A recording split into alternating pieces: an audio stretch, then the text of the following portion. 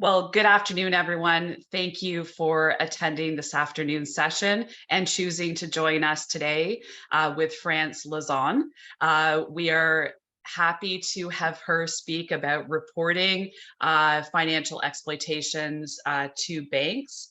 And France has been with TD Bank for over 2 decades. She currently is the Senior Investigator, Global Securities and Investigations for Eastern Canada. And I'm happy to pass over the baton to France to talk about what happens when you report financial exploitation of a vulnerable senior. Welcome, France, and over to you. Thank you very much, Laura. Hi, everyone. Thanks for joining. As Laura had mentioned, I've been with TD Bank for close to 24 years, with my roles primarily being within an investigative type of role. Over the last, I'd say, 7 years, I've been more involved in investigating financial harm against seniors across most of our portfolio. And I've been lucky enough to meet some pretty amazing people throughout my career in the seniors world and as well in the law enforcement world, where I work closely with a lot of law enforcement agencies to report some of these financial exploitations against seniors.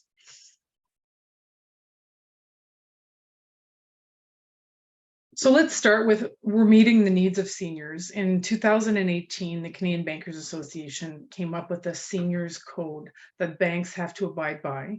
And basically TD's adopted this new CBA voluntary seniors code to show that we have a commitment to this group by helping keep their money safe, ensuring access to the right financial products and services, and raising awareness about financial issues that are affecting seniors today. This voluntary code sets out a lot of principles that apply to banks across Canada, and that Canadians are living longer, which pretty much means that this can bring different health issues, mobility, cognitive changes that might impact their ability to bank. And the code recognizes that while not all seniors are affected in the same way, there are certain issues that may affect a higher proportion of the senior population rather than other age groups. For example, a few of the things that we've seen is seniors have a unique need. Their needs change as far as banking is concerned. You take it, for example, a young family starting out, they might, be buying a big house, multiple vehicles. As when a senior comes to that, somebody comes to that stage of their life, they're not looking to upgrade, they're looking to downgrade. So their expenses are going to be quite different, and so are their banking needs. Unfortunately, seniors in financial fraud and crimes, that's something we've seen a lot of. As fraudsters use increasingly sophisticated approaches, we need to have conversations with our customers about how to identify fraud and how to avoid it. Unfortunately, phone scams, repair scams are very prevalent in the community, and fraudsters know who to target in order to get money. Another thing that we've been doing is access to banking services. So again, we're ensuring that our customers have access to the right banking services. And for our seniors, that could include offering no fee checking for those who qualify for the guaranteed income supplement. And another issue is, we're getting to a time where everything is online, every banking is online, nobody writes letters anymore, which comes to our digital channels. So we're trying to work with seniors to show them how easy it is to be able to access online banking, and that it's safe and secure, and that it may help do their everyday banking a bit easier. I know with TD, we do have quite a bit of resources on our td.com page, and we do offer courses as well, and some help in branch as far as setting people up with online banking. Something that we've done over the course of the last year and a half, so December of 2021, on our investment side, so anything that involves mutual funds, direct investing, or any wealth type of product, is a client can add a trusted contact person. So what is a trusted contact person? So it's somebody who, and that's someone that's very important. This person is somebody a customer has identified and given consent to TD to contact in specific circumstances. So it could be anything from, if somebody's not well and they feel like they might not be able to bank in a way that they're used to, we have somebody to contact just in case. It's an individual a customer will trust, is mature, and can communicate and engage in conversation about the customer's personal circumstances if contacted. It's very important to note that a trusted contact person does not have any legal authority to act on the customer's behalf.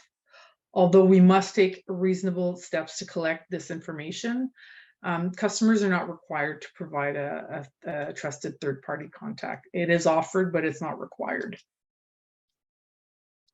So how do we report financial harm? So financial harm due to fraud, scams, and financial abuse has increased exponentially over the past few years, and especially during COVID. Older and more vulnerable adults have become targets due to forced isolation, loneliness, and cognitive decline. From romance scams to theft by power of attorney, these are all scenarios that have become more prevalent over the last few years. Financial harm is taken seriously and is detected and reported at many levels, from a customer service associate in our branches, a phone representative, a financial planner, or an investigator. Ongoing training is always provided on how to detect, question, and report unusual or suspicious client behavior. We all have the tools and resources needed to detect and report financial harm. Reporting financial harm may seem tricky, but anyone can report suspected financial harm to the bank, whether visiting a local branch or contacting our customer contact centers. And this doesn't only apply to TD, this is industry-wide.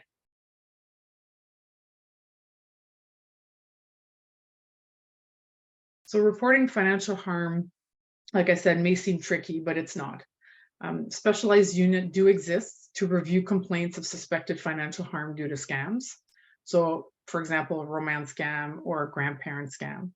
So we do have a specialized team with TD that deals with strictly scam complaints, where a branch or a third party can visit a branch and report allegations of, my grandma, for example, my grandmother all of a sudden has been withdrawing a lot of money. She seems to never have money to buy groceries or pay bills. We're concerned that something might be going on. So a third party that's not linked to the client by either trusted contact person or by power of attorney can report this to the branch, and the branch can submit a complaint from a third party. It doesn't have to be an employee of the bank who notices. It could be a complaint by somebody else. So financial harm due to friends or family member is something that I see quite a bit. Unfortunately, we do have situations where somebody has put a power of attorney in place, and this person has unfortunately decided that they would not act according to their responsibilities. So we do have a specialized unit that deals with specifically just these types of complaints as well. And honestly, the more information that's provided at the complaint stage, the better. If a complaint is filed and you have statements, phone numbers, names, specific dates or scenarios, that's always helpful. And what these teams do is they work with our internal partners as far as possibly our legal department, investigations such as myself, our branch, in order to determine exactly what's going on and what the best course of action could be. And we try to offer as much support as we can to determine next steps, which could range anywhere from account closures to reporting to local law enforcement agencies, which I've had, I would say, the pleasure or the unfortunate circumstance to have to report to law enforcement. But in certain situations, we have no choice. We are trying to protect the client as much as we can. And I'm lucky enough to have some great law enforcement partners in the industry who see these types of things happen quite often and have the right tools to help us report. So as I've mentioned, clients or third parties can also report the suspected financial harm directly to their local police, who, so not only can you report to the bank, but you can also file a police report with your local police department, and then they would automatically in turn work with the financial institution involved to investigate the complaint thoroughly, and then work with us to determine what is the next course of action. What can the bank provide law enforcement without breaching privacy? That's a big one. All within, all while trying to protect the client if the client's been taken advantage of financially. So again, examples on what to report. The client's been withdrawing large sums of funds from their account, claiming they're helping a friend, but won't offer any additional details when being questioned, either by a family member or by a bank employee. Client lives in a long-term care facility and suddenly the rent is not being paid, yet a family member has access to the accounts. So we've often had those types of situations where we're being told by the long-term care home that the rent's not been paid in 6 months, and a family member's in charge of their day-to-day, but we see that obviously the rent is not being paid, it's coming back in the account. So a client wants to add a joint account holder to an account, but it's not a spouse or a relative. And anytime the client is in the branch, this third party's with them and never lets the client speak. So that's some red flags that we notice. And again, that's something that we can report. A specific incidence of this is if, for example, my mother goes into the branch, she's only got 2 children, she wants to add a third individual to the account. My brother and I don't know who this person is, so we would definitely show some concern with that. Clients' daily spending behavior is changing, becomes erratic, and cognitive decline is suspected. So all of a sudden, a senior or an individual that typically gets, pays their rent, a bit of groceries, nothing excessive. All of a sudden there's, shopping at Sephora, Winners, looking like maybe potentially something else, somebody else might have access to their account, or they may have shared their card or their PIN number with someone. It's all different things that we've come across, or I've come across personally over the last several years as far as the files that I've worked. So those are definitely some things to take into consideration if you're a caregiver for somebody that's older, or if or if you have somebody older in your family, in your circle, in your surroundings, that you can watch out for some of these red flags.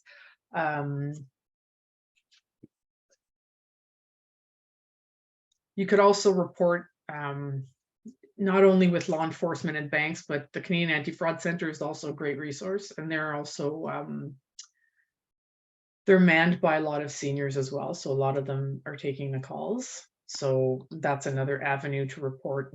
If you've been a victim yourself of a scam, they do have a call center that takes complaints as to what exactly took place. This is just a little snippet of some important links that you can find some really great information. The Canadian Anti-Fraud Center actually has some great literature on scams, the type of scams, what to look out for. There are way too many for me to list during this presentation. I don't have enough time to even go through all of the scams that are out there now. There are some that target seniors more. I'm going to give examples of some of the scams that I've come across. I just didn't want to put them on a presentation because some of the information is not sensitive, but I'm not obviously not going to use anybody's name. But as an example, we had a senior lady in her 90s living in long-term care, and she had no family, no friends, and the manager of the building was often seeing her leave and go to the bank with the taxi, and they were a bit suspicious. So we ended up looking into her accounts, and unfortunately it looked like she had started taking out a lot of money, and it was suspected that she was getting phone calls from a scammer. So the home had her phone number changed because she was getting so many phone calls. I then, we decided it was best to maybe have somebody go and speak to her. So we engaged a member of law enforcement that has a elder abuse prevention unit, and they did what we call a wellness check and had a one-on-one with the client. And while the client was meeting with the law enforcement officer, her phone must have rang close to 40 times in the span of 20 minutes. And we looked at the call display, and it looked like a phone number from outside the country. And from what we could tell, the scammer was still trying to get money from her, and they're very persistent. He was calling and calling. Finally, unfortunately, this lady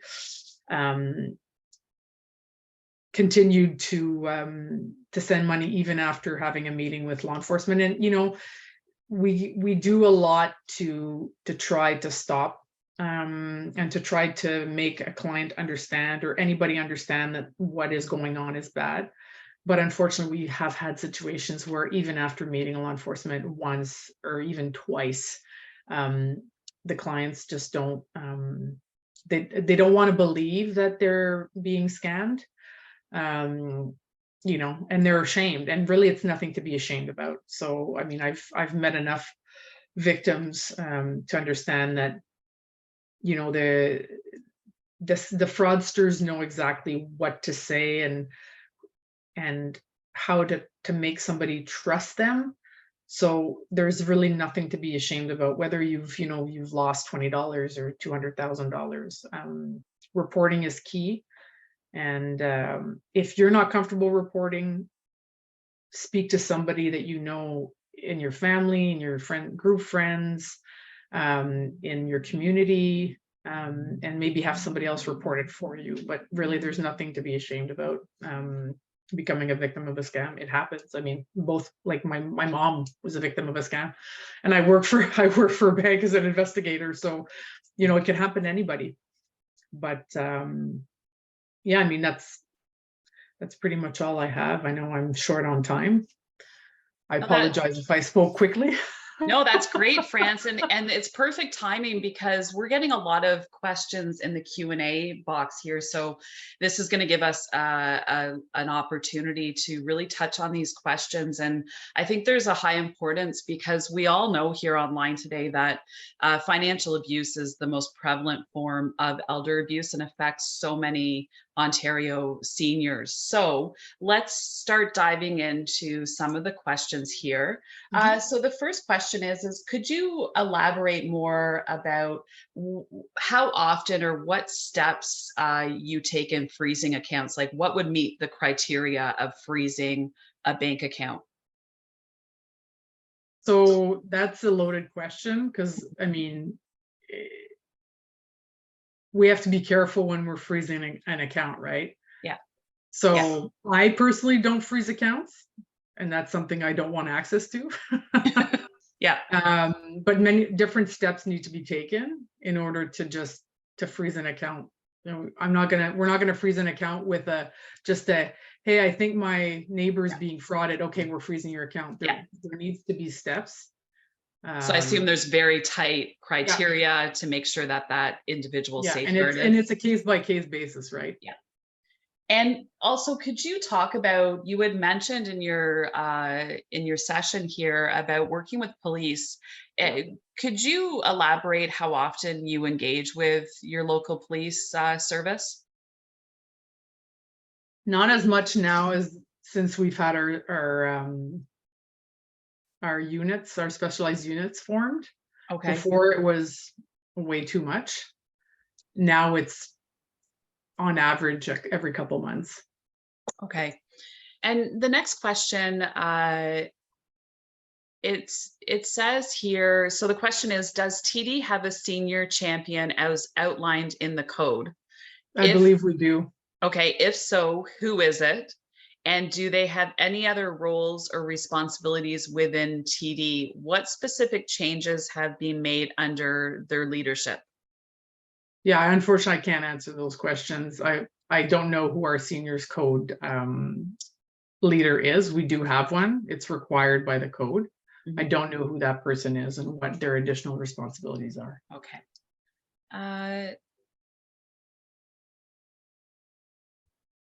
Okay, so the next question comes from one of our community partners, and she's asking, an attorney has made the joint account he shares with the older adult into a single account only he can access.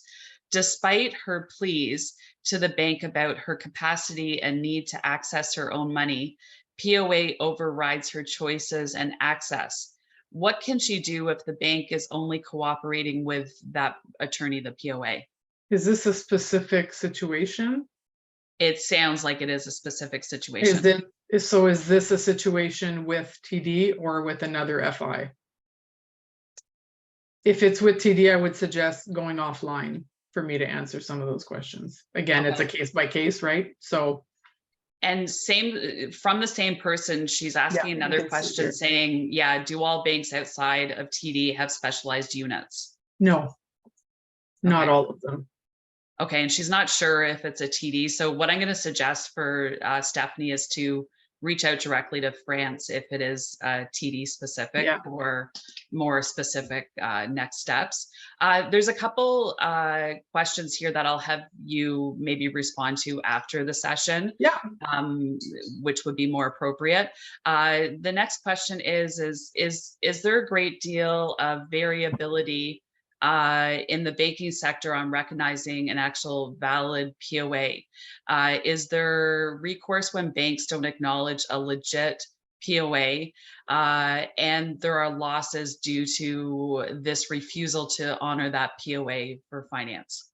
Okay, so again, that I'm not a subject matter expert on power of attorneys, so that's something a lawyer could. We do have a unit that reviews and either accepts or declines power of attorneys based on what's acceptable per province, right? Because power of attorneys are different in Quebec, in Ontario. Same with the PGT. PGT in Halifax does one thing, PGT somewhere else, that like they don't have the same operating model, so I can't comment on anything legal. Yeah, and what I would suggest anyone with specific legal questions is reach out to the Law Society of Ontario. You can access a 30-minute free legal consultation, which may help you better understand what's going on in that specific situation. Now, somebody's wanting to know if there's a general number about that you could report if you don't know where somebody banks and you're concerned that there's fraud or financial abuse going on. Where would you recommend that they call their local police? There's no general number. And then even if they call the police, then the police they have to know where the person banks, like for them to start calling all the banks to figure out where this, like they need to have at least the minimal amount of information, right? So at least name, date of birth, and where they bank. Mm-hmm. And if you're making any 1-800. And if you're making any sort of report to policing, you definitely need to be able to give more evidence than than name and their date of birth. So you probably need to ask the senior more questions and figure out where they're banking and start. I always recommend start in having that conversation with the senior. It's so important before you start calling other providers that you are hoping that can assist. Sorry, I'm trying to read and talk at the same time, which is a challenging endeavor. Yeah, So there's one question here about RSPs that has, yeah, I can't answer any RSP questions. That has nothing to do with financial abuse, or that seems very specific to the laws and the, yeah.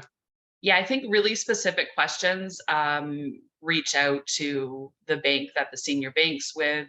You can always call our office for specific case scenarios, and we'll be able to guide you in next steps for sure. Yeah, this seems more like a, why is it fair and lawful to tax a senior at a higher tax rate? That's not even a banking question. Yeah. That's more of a CRA type of question.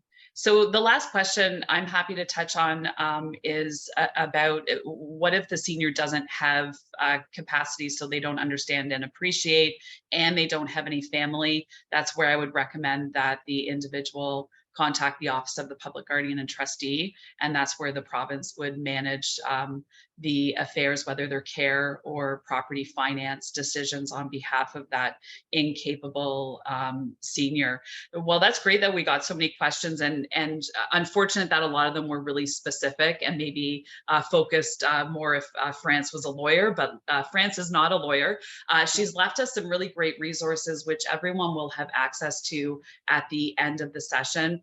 France, I want to take the opportunity to thank you very much for shining a spotlight on the important work that you do and how you safeguard those finances of our vulnerable seniors. So thank you so much for attending, and we'll see everyone back in the Feed Loop lobby for the next sections. And I can answer a few questions offline. I think there's Nathan Welsh, and then there's the other one, the Stephanie Conant, the one about the specific scenario, it seems.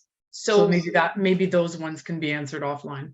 So since it is a live webinar, I'm going to have to close it out, and it's being recorded. Sure. So because it's, but meet up in the lobby.